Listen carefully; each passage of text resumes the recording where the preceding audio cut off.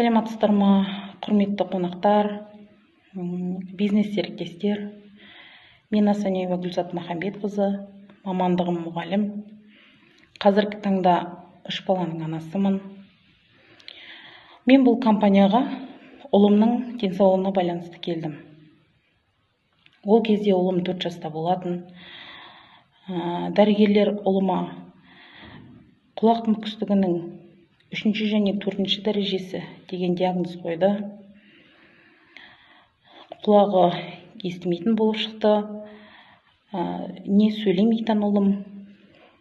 Бұл жағдайды естіген кезде, бұл диагнозды естіген кезде өте қатты ауыр болды. Төбемізден тас түскендей болды. Жанымызды қоярға жер таппай, не істерімізді білмей сансырап кеттік.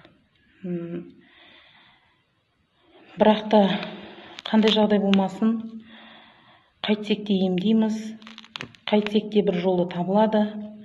Ұлымызды аяққа тұрғызамыз деп, өз-өзімізді қолға алып, мақсат қойып, бір жолын іздестіре бастадық.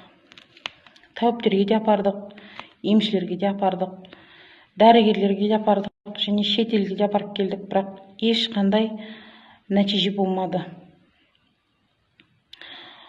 Осылай бір жолын іздестіріп жүрген